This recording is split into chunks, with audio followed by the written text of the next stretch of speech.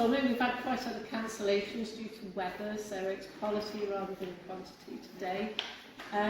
So yeah, I'm Jan, that's Chris.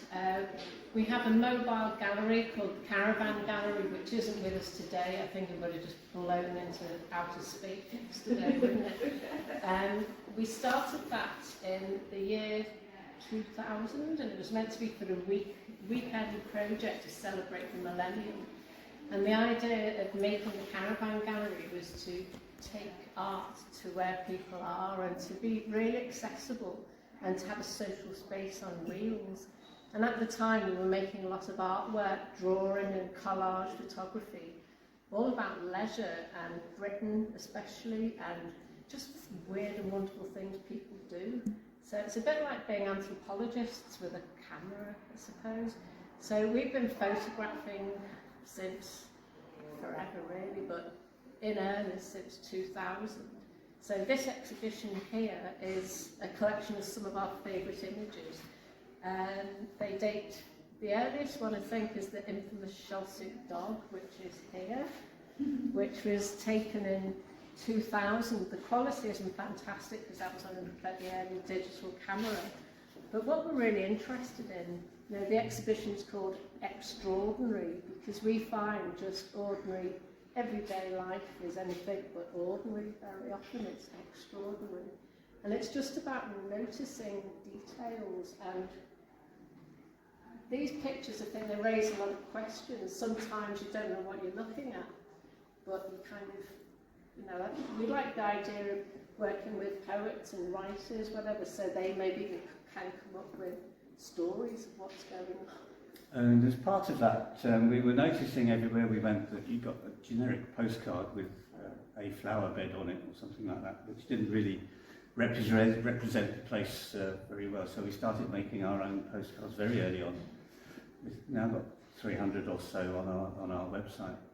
But we have made 3 special ones for Wombwell, which are being given away. So help yourself to the postcards. I think one of our biggest influences is tourist information, the language of marketing and advertising. I think there's various themes go through our work, and it's the sort of yawning chasm between the dream and the reality. And sometimes the reality is far more interesting than the kind of sugar-coated, you know, way somewhere tries to present itself. We always prefer the kind of non-Truman Show aspect of town. So feel free to ask questions as we go along or afterwards, you can chat to us. But maybe we can pick out just a few pictures that kind of represent some of the themes that we're interested in. So, I mean, if we just start this one, this is in Portsmouth where we're based, and quite often we'll put a picture up somewhere. This went on a postcard or something, I think, and then we get the story back behind. Someone tells us what is going on, and that one, it's a gentleman who likes painting on empty spaces, and he got very drunk one night and decided to stop exaggerating. He was going to put some more things, but then he realised that he'd got it all wrong and he spelt it wrong and everything. So he stopped there, but then he went back next morning and started spelling it. That's all he could think of. It was some sort of, it was to do with some local story, to do with Portsmouth football club and some scandal. So people locally would know what it referred to. And it's the same with the Chelsea dog over the years. We've had the whole story of the family, the other dog that's got a Burberry suit, the bus they used to go on into town. They were both actors, very flamboyant, and they were always taking things back to shops and swapping them for something else. You know, a huge litany of things coming out over the years, just about that one. We had another one today, actually. Someone had emailed in about the dog. So you get ongoing things just from one. Some things are just really peculiar. We were working in, come closer if you want to, we were working in Nottingham. What tends to happen work-wise is that, I mean, we're freelance, self-employed artists, and often, I suppose the more work we've done, the more opportunities arise. You meet people, don't you? So we were invited to work in Nottingham as part of a festival. And we saw this sign on a door that said Christian duplicating service, but brilliantly it said it twice, and you think, hell is that where Christians come from? I don't know. So quite often we'll, oh, this one here, this is a favourite. This was in Liverpool on a shop window. And I mean, we never go anywhere without our cameras, so got a picture of that and then thought, what's the meaning? We put a picture of this in the Caravan Gallery, and we've had people coming up to us saying, have you still got any of that cream left, or is it too late for a possible cream? And I love the idea that someone put that sign up and expected people to understand what it meant. It was a sun parlour kind of. I mean, we can. There's a story behind virtually every picture in here, so it'll take us a long time to explain it. But this is our motto. That was in Maidstone. We saw that on a wall. And we quite like the idea that whatever your position on something is, that affects the way you see things, and not only just with images, but in life in general. So that we include that in everything. Yeah, I think some of the themes are just people being a bit mischievous, people are sick and tired of being, stupid sometimes, rules, and being told what to do and say. So we kind of celebrate the rebel spirit of people. Does anyone know the Grindleford Station Cafe in Sheffield? And we went there years ago when it was still run by Phil, who died sadly. But while he was alive, he made people live according to his rules when they were in his cafe. There's a picture of him over there on that wall holding a sign. He'd just written that sign as we turned up. Oh, really? Yeah. I'm sleeping here for children. Yeah, but parents. I just love this. We do not sell mushrooms, never have done, so don't bother asking. So at least you know where you stand. Occasionally we just do nice pictures. That's got no real story behind it. I think this, we've got this thing about what if you're having a day out, you have to go somewhere with a brown sign. Does it have to be an attraction? Can't you decide where to go and what to do? And I just love the way that this fella's just sitting down, having a quiet moment on a bollard in bed, facing the Liverpool waterfront, and perfectly serene. It's all being gentrified and redeveloped around there, so we probably we'd have to have a word with Urban Splash or someone if you wanted to go there. We always just photograph things as we see them, so we don't alter anything. This one, however, someone else had altered that. That was altered before we got there. People can't help themselves. It did say fish and chips. You can do something. I know. Something, if you're going to make a sign, you'd think twice, wouldn't you, before putting those together? I think people make signs, but they don't really think about how they might come across to other people. Child burger, you can get one of them in Bognor Regis if you really want one. So we live next to the Asda in Portsmouth, and we received some post one day. Come and have a look. That one's lovely. We're not weird or anything, but we've got frosted windows. We've got trees down the end of the garden now. But just a note to let you know that whilst in your bathroom, customers at Asda's can see you naked. I just think that's some of the best posts we've ever seen. We use that when we do talks to students to say that it doesn't have to be a pretty picture to make a good image. Yeah, anything can be the subject of photography. This was, we are not closing down, and underneath it says, as rumour has it. So there seems to be this Three simmering... pictures, 2 weeks later it was shut. There's this kind of, shopkeepers that are going off and time wasting customers, and there's this kind of simmering undercurrent of resentment and people being defiant. What else can we point out? We went round there several times trying to not go to. Did you have to turn around and go back there on that? To be honest, I don't know how we got out. I can't remember. Still there. We'd like to thank Alison here for curating the display of pictures so beautifully with Chris, the technician, because for us it's really lovely to see how other people interpret our pictures and the placements, whatever. But yeah, we were just driving along and we thought, what's that? So we had to go around the roundabout. Quite often Chris will be driving, I'll be hanging out of the window, trying to shoot him. But you think... We chased him about half a mile. There's a guy in Abersley actually like that. He tries one there where he's got his dog. His dog's he's got a dog on a trailer. Takes it up and down Abersley all the time. Or he did a few years back. Definitely to watch. Definitely we'll go, we'll go on the trail.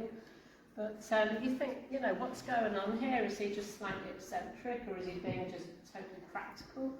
Thinking I've got a load of stuff to shift and I'll use that wheelie thing. And that's fun in Aberdeenshire, that's what you get. You go out for the day, you get your little tractor. This is a bit kind of League of Gentlemen, isn't it? Or what's the other one with You're My Wife Now?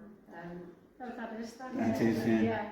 But just some kind of strange fun park, and you think it's a bit bleak. People making we're really interested in everyday creativity. We think everyone is creative, even if they don't know it. And just, even if you don't have a lot, you can still do something brilliant. And still fertiliser, is it? It's a good thought, isn't it? Yeah. And these, that one, and that one were just things that we saw as we were wandering around. Nothing was planned, we just came across them. Local distinctiveness is another theme, things that you'd see in certain places, not others.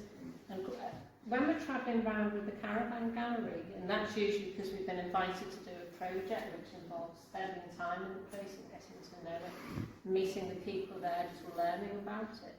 And people are really surprised to know that, you know, don't you have these everywhere? No, I've never seen them before.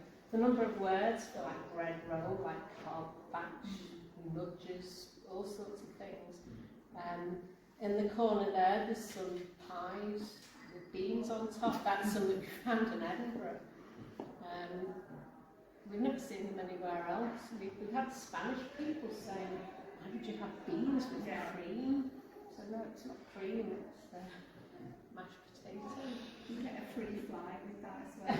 You do, you picked up your free I fly. did, I spotted it, yeah. Sainsbury's. I think there's quite a lot of humour in our work, although we readily admit that some of our pictures are quite tragicomic as well. You don't always know whether to laugh or cry. And the Mr. Cheap and Mr. Bankrupt were in Portsmouth, they're having a bit of a do to see who was the cheapest. And then Mr. Cheap went bust and became Mrs. Cheap. Yeah, there's just, we have to find that photo buried somewhere, but a tiny little S was just inserted between the Mr. and that the was C. Something that went on for some time. This city that was in Ipswich, and we documented it over about 10 years. And it was in an area that was going to be regenerated, so everything was just left really. Eventually, there's about a series of about 6 different pictures, and it ends up with that just being completely overgrown by plants. Yeah, and there was just like an empty window with the word City, and the sign said really kind of quite deranged things like, be a man, don't let them kick sand in your face. And we do meet some interesting characters who have real kind of causes, and this is just a bit of market stall cheek, shoplifters will be prostituted. I think this one absolutely sums up Britain for us. That was in Liverpool city centre, but it could be more or less any town or city centre in this country. And you think, well, has she just kind of, you know, she's gone a bit overboard in Primark and just spent a bit more than she intended? Or is she going, oh no, I went in for one thing and I forgot to get it? Don't know, do we? So that would be great, cast in bronze and just kind of... yeah. Oh, look, this one, thinking about it, you just think, what are you doing? Why is this couple just having a quiet moment on... He's definitely had enough, whatever. What else is there? Fatal Attraction Bridal Centre didn't last very long, I'm afraid, that's gone as well. Just, again, thinking of things that can make interesting pictures. You wouldn't normally think to blow up a small bridal slab. It doesn't sound very romantic, does it, a bridal slab? And this is another thing. The list of ingredients is all E numbers. Well, we were working in, there's a brilliant organisation called Deveron Projects in Huntley, Aberdeenshire, named after the river Deveron.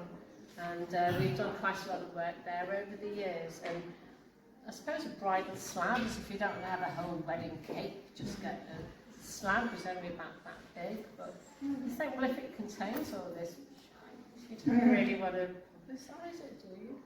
It's made of chemicals. As is this. All the goodness of summer and it's pastry. And that's just the most kind of bizarre marketing concept, isn't it? All the goodness of summer, just like a sausage roll. Selfridges, we've seen other people have taken that picture over the years, but I think we're the only ones that I think of when you got them actually lined up properly, so they're all, you know. This is someone's idea of a promotion of 1p wedding dress. I mean, it's a really good way of catching attention, isn't it? So it's a raffle in a shop window. That didn't last long either. This is blaming the staff again. Julie's resigned, so we're... Oh yeah, that was in Hove, so some of you might have run into Julie, maybe you know what happened to her. At the top is Liverpool Humour. A brilliant shop called the Bread Shop, and then with big signs saying we do not sell the sun, never have done, never will. But yeah, it doesn't matter that they don't know what to sell them anyway. So this, you know, we were saying about shopkeepers being a bit. We were working in Cornwall, and there was a kind of collectible shop, and the owner, we'd never actually met him because the door was usually fairly locked. He didn't want time wasters.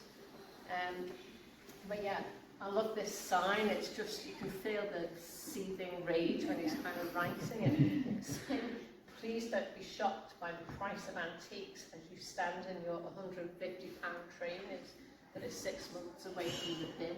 Thank you. But it's a good point. It's about the value of things, isn't it? And missing letters is another popular theme. That was in Scotland, so it was icy up there anyway. But you wonder if it's accidental or deliberate. How did it happen? But that just is. And then just the fact that it looks like he's going to post his mattress. It's quite. Oh, there's a shop here that was in Felixstowe Market called Apostrophe Arids, and we were told that they had to close down or change the name because of, you know, the threat to Harrods of this. What else? Oh, I love this kind of thing, the way people define and delineate space. You know, this is mine, but that's yours. Mine's tidier than yours. Oh, this is one of my all-time favourites, this sordid little business, Cupid Miracle Aid Boutique. So this was a husband and wife partnership when we were working in Slough. So she had the cafe, and there was a sign in the cafe saying Miracle Aids at rear.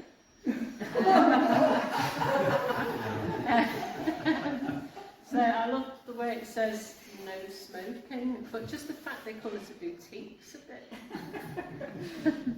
what, It's a Glasgow Cuff for you. This, the Bastard, that's a pub in Portsmouth. It used to be called the Strand Bar. Yeah. I think you've been there. Yeah. So when that closed down, something happened to the letters. They got rearranged a bit, and then the council. Follow on the story from the Arabs when they were being sued by an actual bastard. Yeah, that's a thought. Yeah, I think the council got down there pretty sharpish when they realised what it was called. This was that was in the Northern Quarter in Manchester years ago, when it was just starting to get a bit trendy and when coffee shops were moving in. So Leonard Rich, I don't think there's any traces of, well, not a lot left of the original businesses. It's mostly kind of biodynamic sourdough and coffee and all sorts of stuff, which we don't mind, but it's a shame when... Well, I think what's really interesting from our point of view is when you get that mixture of things. It's not just one you know, it's not all wholeheartedly sanitised. So Barrows Markets in Glasgow, again, this is the back of adult fun, but doesn't look too appetising. This one we put in because it's a caravan site, and that was the Steelworks in Redcar. Redcar, Yeah. and it was still operating then, and Just such a fantastically dramatic backdrop, isn't it? it's a lovely place to have a holiday. But that's all gone now, of course. Yeah, this is, you know, where certain things have, I presume that must be listed, that building, but it's quite interesting when you do get certain things left behind, isn't it? This, don't know what that was all about. That was in Aberdeenshire, so where rental prices are exorbitant. So maybe it's an Airbnb or an office headquarters, or who knows? Place for We didn't secret get close enough to find assignations. If there's any you want to particularly know about, just ask. This is a lot to choose from. This is the perspective thing. The cathedral was probably about a mile away from the site. This is, you know, we were saying about tragicomic things, or not people talking about the idea of what's picturesque, and anything can be really. This was in Liverpool, where Edge Lane, the major thoroughfare going towards the waterfront, that was all being demolished and redeveloped, so that was just a moment in time. And we like to think no matter what's happening, there's always hope. Somewhere we look for hope and positivity, the beauty and the squalor. So this was the end of, what's the street called there? Oh, Corfu Street. Corfu Street in Birkenhead. Birkenhead, and the people at the end of the road had decided, because it was looking a bit grim, decided to do something about it, so they painted the wall and put all the plants up and had the pots and everything. But because they had the pots on the road, and they hadn't asked permission from the council to do anything to the wall, the council told them to remove it. Shocking, and that just is a massive big protest, a big campaign. So it went on for about 6 months, and eventually the council backed down and allowed them to keep it. I think so too. This is quite near where we live, actually, one of our local pubs. Looks a bit The like lion, Lebanon's. the lion looks like it's been ignoring the sign. But just that sign, illegal activities strictly forbidden, it's just people express themselves in such an unusual way, but it's all really poetic, isn't it? I like to think there's cameras in the Yeah. library. It looks right there, and it's swiveling when you walk past. What else? And we love our guard lines. If you start looking out for them, you'll find them everywhere. But, It's like we had a bit of a fetish about dwarf conifers at one time, especially dead ones. In the first book that we had made, it's called Welcome to Britain, a celebration of real life. And someone else, we had thematic chapters, and there's one about conifers, because we just noticed them everywhere we went. We'd go outside a Ferrari showroom and you see dead dwarf conifers, and you think, well, Ferrari, dead dwarf conifer, not a great look, is it? And outside people's houses, they're just, you know, like this kind of, almost like a status symbol. One in Aberdeenshire, that's just like an example of everyday creativity. It turns out when people are painting their ships, their boats, they clean the brushes on the walls, so they've made this kind of almost accidental artwork. just literally spraying the brush on the wall. This was the Olympic site in London. They just started developing it, and that's the river.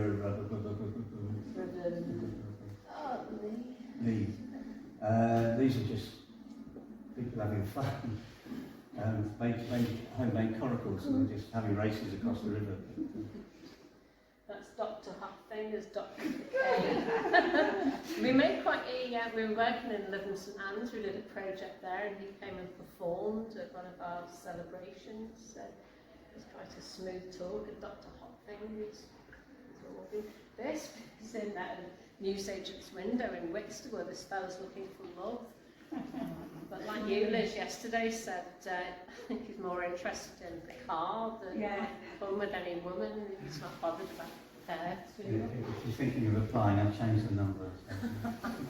That gentleman we found in a National Trust cafe, Mottis Fund.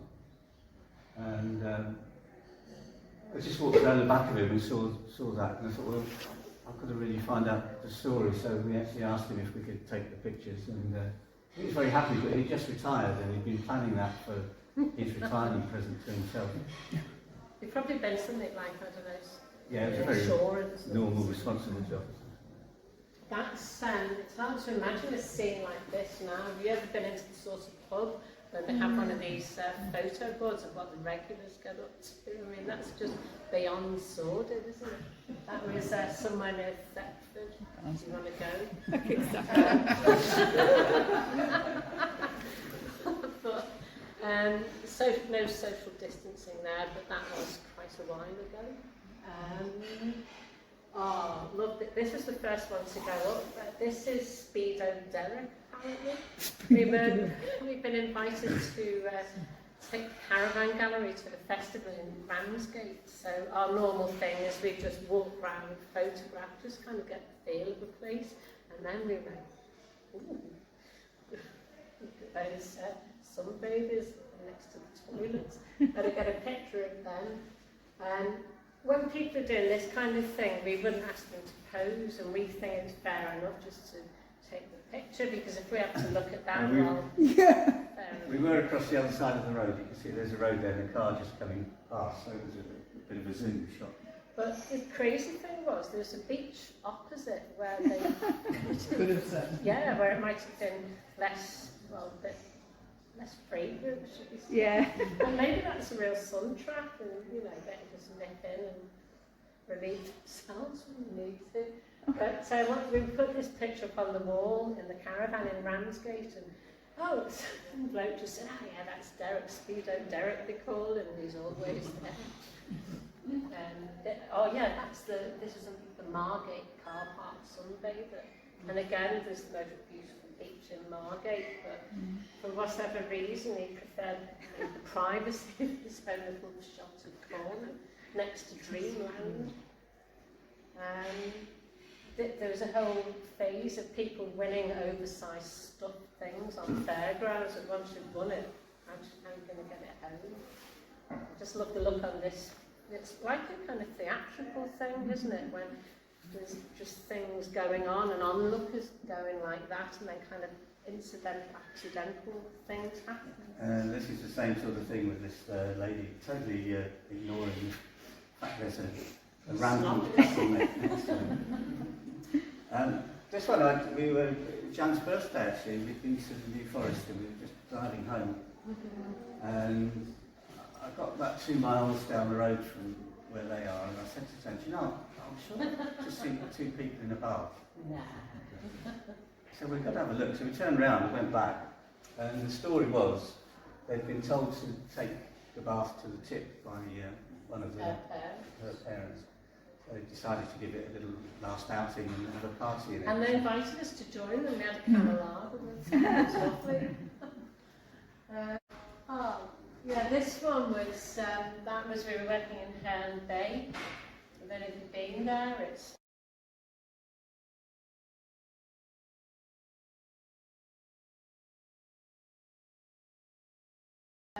we were working in Herne Bay. I don't know if you've been there. It's had all, you might not see it again. The Astor.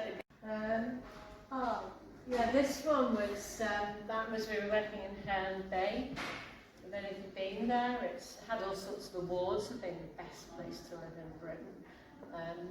And this is just like the end of an era, really. It's obviously a slots arcade.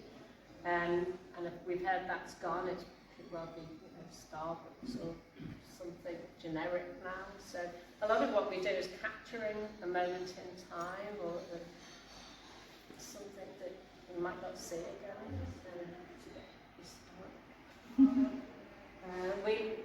The Astor again, because it's our corner shop, we pop in there quite often, never without a camera.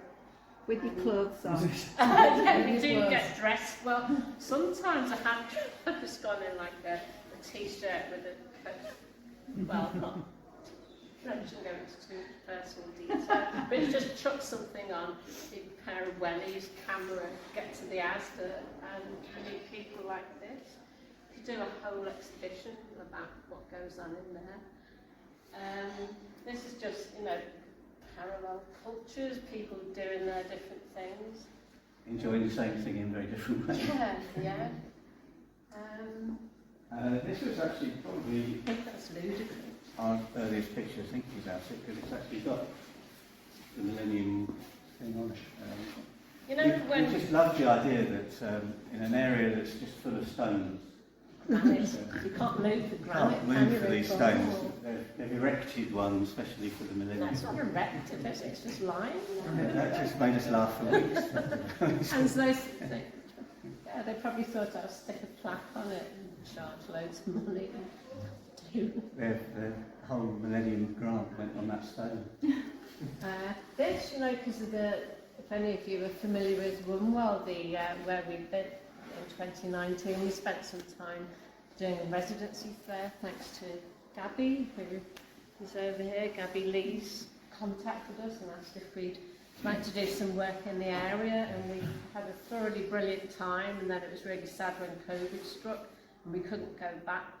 So it's really nice to be able to resurrect the project that's in there. But the connection is that that's a privet unicorn, and the unicorn is the kind of motif of Wombwell, so it's quite a nice sort of synergy that's sort of leading into there. Jan, what's the story about the hungover snowman? Oh, He's just down Oh, there. Oh, yeah. Mr. So, Snowman. yeah, in Portsmouth, you don't get a lot of snow. But there was a whole load of, there was quite a lot of snow, so people were just in shock. Someone took a pretty big knob in the middle of the road. But this was... There was an igloo made as well. yeah, yeah, but this is, what do we call it? I can't remember. Oh, yeah. The hungover snowman, and it just looks a bit kind of, but yeah, it's just a bit kind of sinister. It's a bit League of Gentlemen, isn't it? Mm-hmm. Yeah, with its bottle of Stella, I think. That's probably almost life size as well. Yeah. So, are there any pictures or questions you want to? Oh yes. Tell us about this one. What's this one? Let's have a look. Show the wrong place. Oh, of course it's so this is quite a special thing. So, see this extraordinary entrance, we call it. That's actually the entrance, excuse me, to my late uncle's house, Ron Gittings, and that's in Birkenhead, and it's a rented property. And my uncle was quite unusual. He died in 2019. He was obsessed with Greece and Rome and ancient history. Bear in mind, this is a rented property, and he's turned the whole of the interior into like an incredible sort of palace, villa, with murals all over the place. So we've set up a community land trust to try and take over this building and hopefully some other buildings eventually on the Wirral, so we can run art projects from them, and so people will be able to go and visit. So yeah, if you want to have a look online, we've got a website called Ron's Place. Put some cards out, but yeah, so that's one of the things we're really involved in now, trying to... The main thing about the interior, he painted every surface inside. It's completely immersive, even the windows were painted. But all the fireplaces, he turned into huge sculptures. So they're the size of this whole thing, and I don't know if I have to show you a picture, I I think. think I might have some cards. Looks like a lion, like a bull. Yeah, No. Gabby's big mountains, red fires. They're just incredible. That's what they, you know, if any of you are interested in so-called outsider art, I mean, it's been written about a lot. It's in all sorts of like journals and on websites about outsider art and visionary environments. Jarvis Cottons become a patron. So it's tricky at the moment because we don't own the building, but we're campaigning, we're doing all we can to just try and save it and make it into a place for artist residencies, that kind of thing.